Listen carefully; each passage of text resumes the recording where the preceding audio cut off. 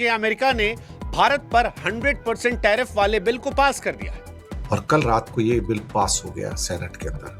अगर 100 रुपए का सामान है तो अमेरिका पहुंचते वो 200 का हो जाएगा, और 200 का होने का मतलब है अब उसे अमेरिका में कोई खरीदेगा नहीं। ये हमारे लिए जिसे क्या कहते हैं कि एक तरह से एक डेथ सेंटेंस जैसा है।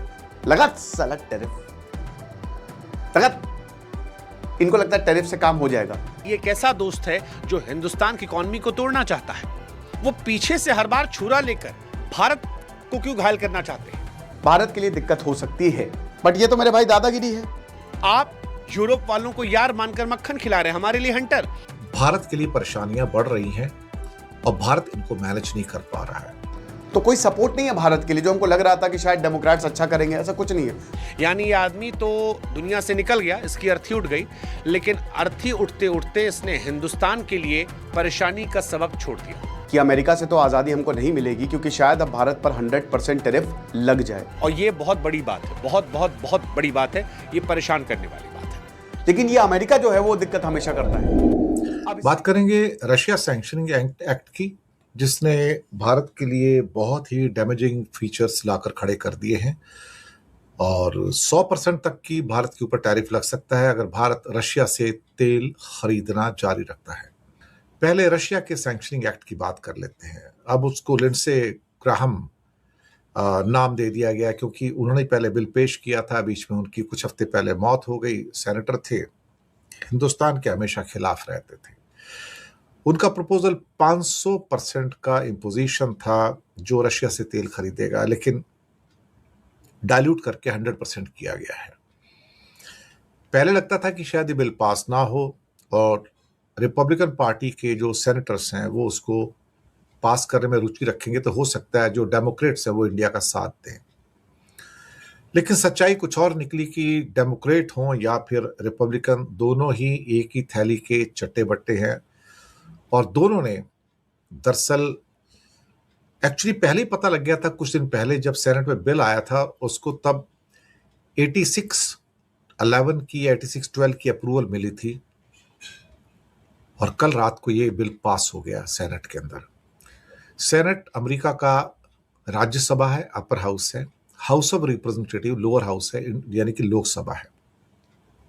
पहले बिल सेनेट में आया, 86-11 से पास हुआ है साहब।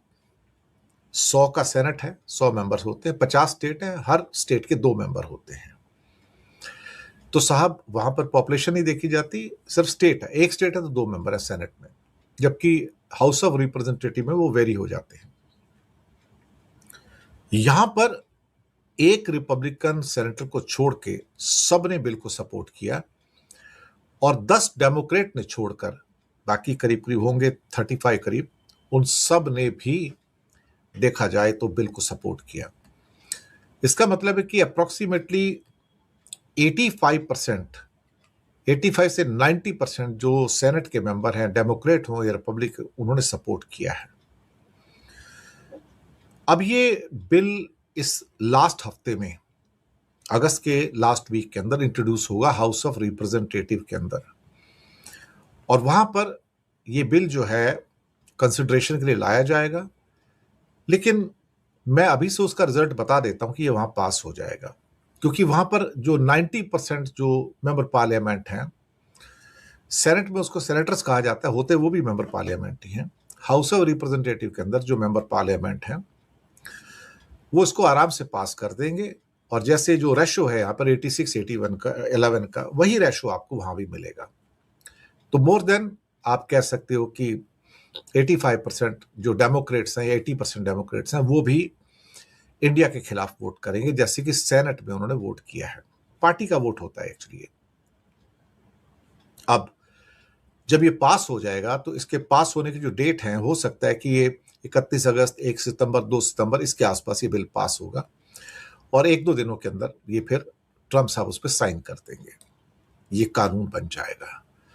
और फिर भारत से कहा जाएगा कि अगर अब आपने तेल खरीदा तो फिर आपके ऊपर 100% का टैरिफ लगा दिया जाएगा, क्योंकि जब देश का कानून बन जाता है तो उस कानून को आप वहां के सुप्रीम कोर्ट में चैलेंज नहीं कर सकते अनलेस इट्स वेरी एब्सर्ड, और ये एब्सर्ड श्रेणी में नहीं आता ये बिल जो है। और यहां पर अगर 100% तक लगाया जा सकता, अगर 50% भी लगा दिया, 70% भी लगा दिया, 25-30% भी लगा दिया, ऑलरेडी 20-25% के आसपास है, तो हम 50-60% पे फिर से आ जाते हैं। और एक किस्म से ये हमारे लिए, जिसे क्या कहते हैं कि एक तरह से एक डेथ सेंटेंस जैसा है। मुझे लगता है कि भारत के लिए परेशानियां बढ़ रही हैं और भारत इनको मैनेज नहीं कर पा रहा है। रशिया अब गले की हड्डी बन गया है। ईरान पहले से गले की हड्डी था इंडिया के लिए कि उसका तेल बंद किया था। अब रशिया का भी तेल बंद हो जाएगा तो उसकी तो सेल ही रुक जाएगी। जो कुछ भी होगा चाइना ही खरीदेगा उसको। तो चाइना रशिया से भी खरीद रहा है, चाइना ईरान से भी खरीद रहा है। तो चाइना एक किस्म से कहा जाए तो सबसे ट्रस्टेड पार्टनर बन जाएगा ईरान के लिए और रशिया के लिए। और भारत ने चूंकि Su-57 सुखोई 57 को भी इनकार कर दिया है, तो अब रशिया की प्रायोरिटी लिस्ट में भारत कहीं भी आज की डेट पे तो नहीं है। चलिए ठीक है, कोई बात नहीं, लेकिन भारत ऊपर से जताता है कि रशिया मेरा साथी है, मेरा दोस्त है, लेकिन शायद वो दिखाने के लिए है। अंदर से भारत ने अपना डिसीजन कर लिया है कि वो, सच कहा जाए तो वो अमेरिका की साइड में, वेस्टर्न साइड में पूरी तरह से झुक चुका है। भारत किस देश से तेल खरीदेगा, यह फैसला दिल्ली में होना चाहिए या फिर अमेरिका में? यह सवाल बड़ा महत्वपूर्ण है और यह सवाल आज फिर इसलिए उठ रहा है क्योंकि अमेरिका ने भारत पर 100% टैरिफ वाले बिल को पास कर दिया है। और यहीं से हमारे मन में सवाल है कि अमेरिका भारत का दोस्त है या दुश्मन? क्योंकि जो अमेरिका 2025 में रूस से खुद तेल खरीदता है, जो अमेरिका ब्रिटेन के देशों को तेल और गैस खरीदने पर माफ कर देता है, वो अपने देश में ऐसा बिल क्यों लाता है जिससे भारत पर 100% टैरिफ लगा दिया जाए? और अगर 100% टैरिफ को आप नहीं समझ रहे हैं तो समझिए कि भारत जो अपना सामान अमेरिका भेजता है, अगर 100 रुपए का सामान है तो अमेरिका पहुंचते वो 200 का हो जाएगा। और 200 का होने का मतलब है अब उसे अमेरिका में कोई खरीदेगा नहीं। यानी आप कि अपने दुकानदारों को नुकसान पहुंचेगा, हिंदुस्तान की अर्थव्यवस्था पर चोट पहुंचेगी। और यही सवाल कि ये कैसा दोस्त है जो हिंदुस्तान की इकोनॉमी को तोड़ना चाहता है? क्योंकि अमेरिका में ये कहानी सिर्फ ट्रंप तक नहीं रह गई है। अमेरिका की जिस संसद में रिपब्लिकन और डेमोक्रेट पानी के ग्लास पर भी लड़ जाते हैं, जब बिल आता है तो पक्ष में 86, विरोध में केवल 11 जाते हैं। यानी भारत पर टैरिफ लगाने को लेकर दोनों एक हो जाते हैं। और यह टैरिफ दुनिया के 200 देशों में सिर्फ 5 देशों पर लग सकता है, जिसमें से एक नाम है चीन का, जो पहले से अपनी अर्थव्यवस्था को लेकर तैयार है। बाकी देशों के नाम है स्लोवाकिया, हंगरी, अजरबैजान और फिर भारत। और यहीं से मुझे लगता है कि ट्रंप साहब जो मोदी जी की दोस्ती के गुणगान गाते रहते हैं, वो पीछे से हर बार छुरा लेकर भारत को क्यों घायल करना चाहते हैं? अब उसका जो नया बिल है वो हिंदुस्तान पर शिकंजा कस सकता है। और सबसे बड़ी बात, डोनाल्ड ट्रंप ने अपने हाथ में इतनी ताकत ले ली है कि वहां की कोर्ट भी चाहे तो अब ट्रंप को कमजोर नहीं कर सकती है। आधार रूस का तेल बना है। अब यह सच है कि रूस का तेल हिंदुस्तान को फायदा देता है। हमारे आपके चूल्हों में, हमारे आपकी टंकी में, हमारे आपके शहरों में जो गाड़ियां दौड़ रही हैं, उसमें रूस का तेल है। यह सच है। जो बिल हिंदुस्तान पर शिकंजा कसता है, वही बिल यूरोप के 15 देशों को माफी देता है। ये वो देश है जो इस वक्त रूस से गैस खरीद रहे हैं। यानी वो अपने लोगों के लिए अगर तेल गैस खरीदें तो आप उनकी मजबूरी को, उनकी आवाम के हित को समझ रहे हैं। लेकिन अगर हिंदुस्तान खरीदे, मोदी सरकार अपने लोगों के लिए खरीदे, तो फिर आप हमें गुनहगार मान रहे हैं। आप यूरोप वालों को यार मानकर मक्खन खिला रहे हैं, हमारे लिए हंटर।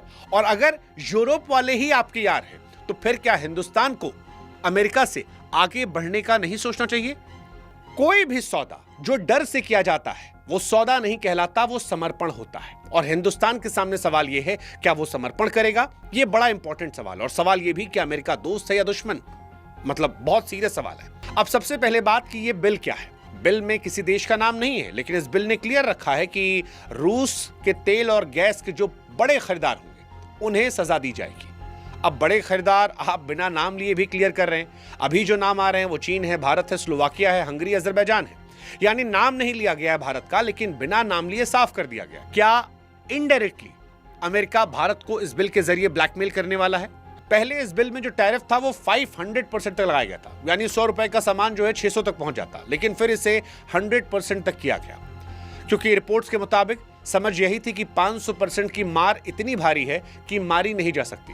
हालांकि इस पूरी कहानी में एक आदमी ऐसा भी है जो मरते मरते हमको आपको मारने का इंतजाम कर गया है और इसका नाम है लिंडसे ग्राहम।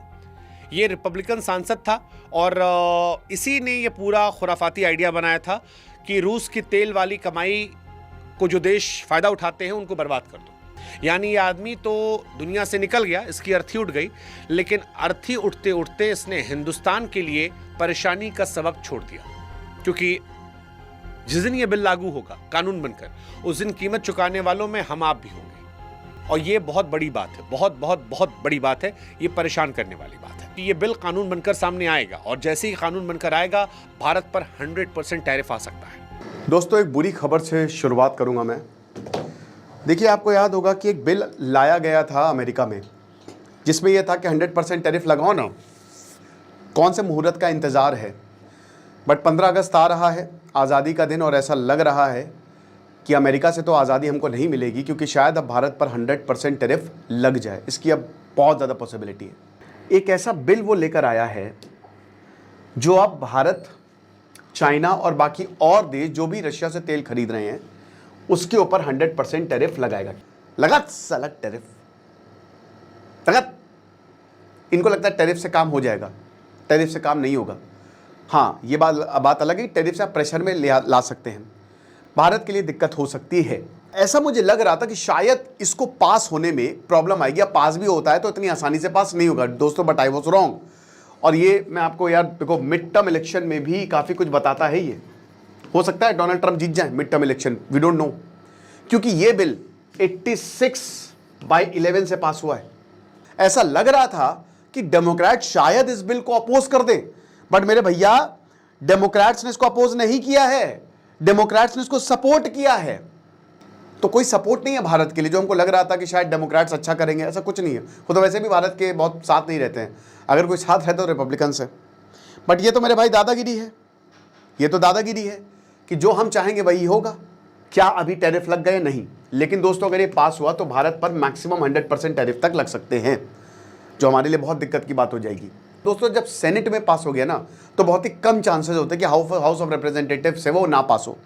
तो आप मान के चलिए कि हाउस ऑफ रिप्रेजेंटेटिव से पास हो जाएगा ये, जब सेनेट से पास हो गया तो, और उसमें भी मेजॉरिटी रिपब्लिकन्स की है, राइट। तो इस समय India, China, Azerbaijan, Hungary, Slovakia ये शामिल हैं, ये देश शामिल हैं, ठीक है। और अब 100% वही है कि भाई $100 अगर तुम एक्सपोर्ट कर रहे हो, रशिया से तेल खरीद रहे हो, तब $200 लगेगा। तो ये दादागिरी है। तभी आप देखिए क्या है ना कि इंडिया जो है, इंडिया के ऊपर पूरे देश चढ़ेंगे, इंडिया की ग्रोथ को रोका जाएगा। और इसमें अमेरिका सबसे बड़ा कारण है। अमेरिका हेजीमनी के हम ही बाप हैं। बाकी देश जो है ना, वो आप लीजिए, आप इंडिपेंडेंट हैं, आप आज़ाद हैं, यूरोप भी शामिल है। लेकिन ये अमेरिका जो है वो दिक्कत हमेशा करता है। और भारत की बदकिस्मती है कि हमारे पास सब है, हमारे पास तेल है, लेकिन एक तो अनटैप्ड है, अब कहाँ पे वो भी देखना पड़ेगा। बट उस तरीके से हमारे पास ऑयल रिजर्व्स नहीं है, क्योंकि भारत की ज्योग्राफी वैसी नहीं है।